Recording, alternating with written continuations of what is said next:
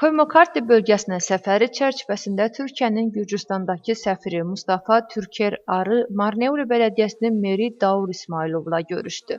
Tərəflər Gürcüstan ilə Türkiyə arasında mövcud əməkdaşlıq məsələlərini müzakirə etdilər.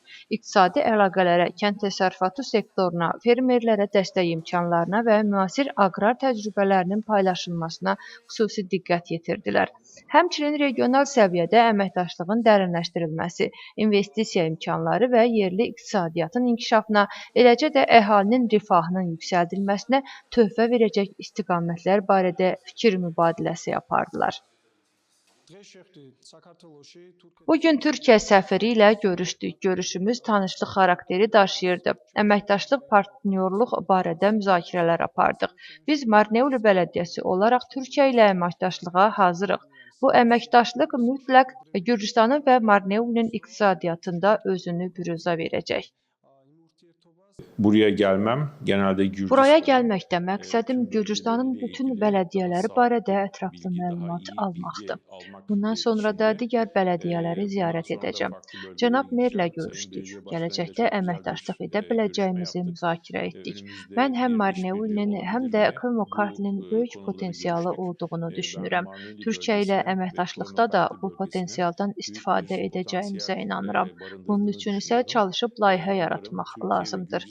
Merlə birlikdə gələcəkdə çox yaxşı əməkdaşlıq edəcəyimizə ümid edirəm.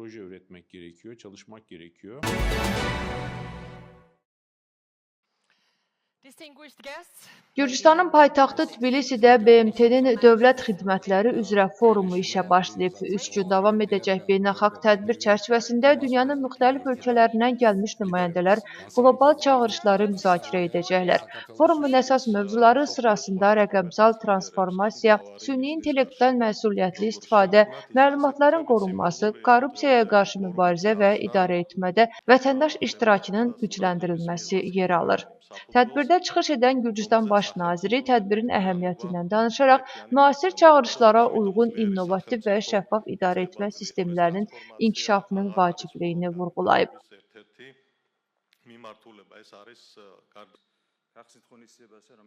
Effektiv idarəetmənin əsasını yalnız müasir sistemlər və düzgün qurulmuş proseslər deyil, həm də peşəkar motivasiyalı və yüksək məsuliyyət hissinə malik dövlət qulluqçuları təşkil edir.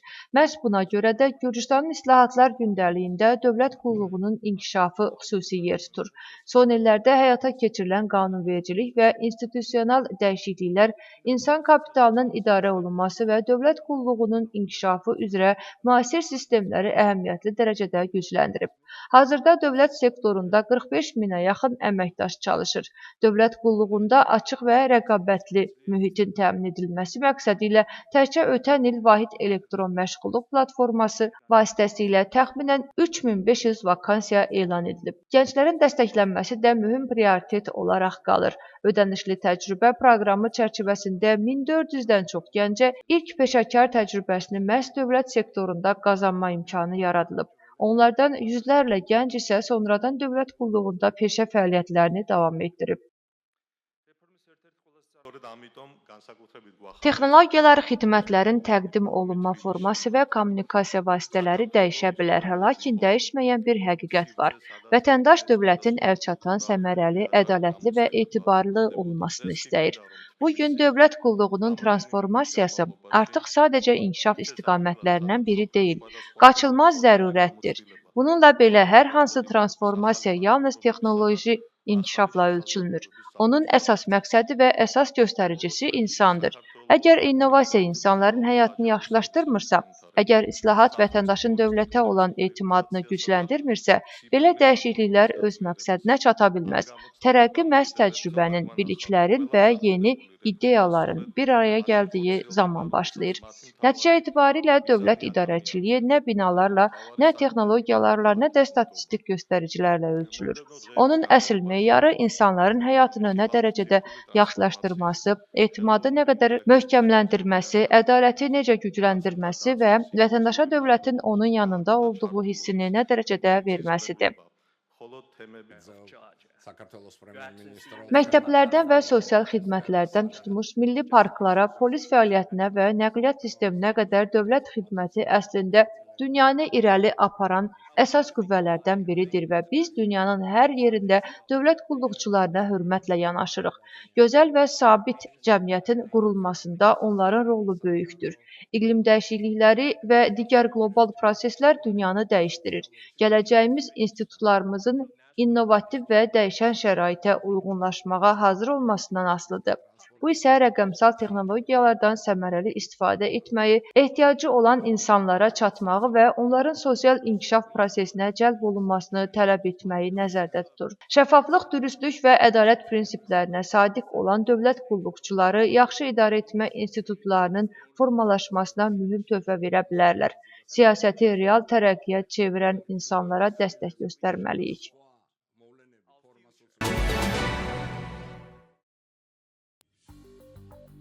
Gürcüstan Daxili İşlər Nazirliyinin Tbilisi Polis Departamentinin Vakis Apurtalu baş idarəsinin əməkdaşları həyata keçirdikləri əməliyyat tədbirləri nəticəsində xustar üsulla fəaliyyət göstərən narkolaboratoriya aşkar edərək narkotik cinayəti ittihamı ilə Qazaxıstan Respublikasının 2 vətəndaşını saxlayıblar. İstintaqla müəyyən edilib ki, təqsirləndirilən şəxslər sonradan satış məqsədi ilə müvəqqəti yaşadıkları evdə təşkil etdikləri laboratoriyada müxtəlif kimyəvi maddələrdən istifadə edərək narkotik vasitələr hazırlayıblar. Cinayət işi üzrə toplanmış sübutlar həmçinin onların xustar üsulla hazırlanmış narkotik vasitələrin satışını müxtəlif üsullarla həyata keçirdiklərini təsdiqləyir. Polis saxlanılan şəxslərin üzərində və müvəqqəti yaşadıkları evdə apardığı axtarış zamanı maddi sübut kimi xüsusilə külli miqdarda ümumi çəkisi 20 kiloqrama yaxın olan müxtəlif növ narkotik vasitələr götürüb. Faktla bağlı istintaq Cinayət Məcəlləsinin 266 və 260-cı maddələri ilə aparılır. Bu maddələr 20 ilədək və ya ömürlük azadlıqdan məhrum etmə cəzasını nəzərdə tutur. Gürcüstan Daxili İşlər Nazirliyinin Miqrasiya Departamentinin əməkdaşları Nazirliyin müvafiq bölmələri ilə sıx koordinasiya şəraitində son günlər həyata keçirdikləri tədbirlər nəticəsində 88 xarici ölkə vətəndaşını Gürcüstandan deportasiya ediblər. Miqrasiya Departamentinin keçirdiyi kompleks tədbirlər nəticəsində ümumilikdə 88 vətəndaşı ölkədən çıxarılıb.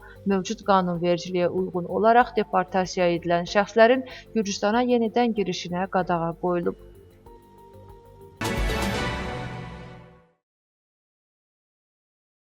Rustavi Mərkəzi Parkında Beynəlxalq Olimpiya gününə həsr olunmuş simvolik qaçış təşkil olunub. Tarixlə əlaqədar Rustavi Mərkəzi Parkında ənənəvi simvolik qaçış keçirilib. Tədbirdə yerli sakinlər və idman həvəskarları ilə yanaşı Komokartı üzrə dövlət nümayəndəsi İlya Calağanya və onun müavini Avtandil Qişvili də iştirak ediblər. Tədbirin məqsədi sağlam həyat tərzinin təbliği və gənclər arasında idmana marağın artırılmasıdır.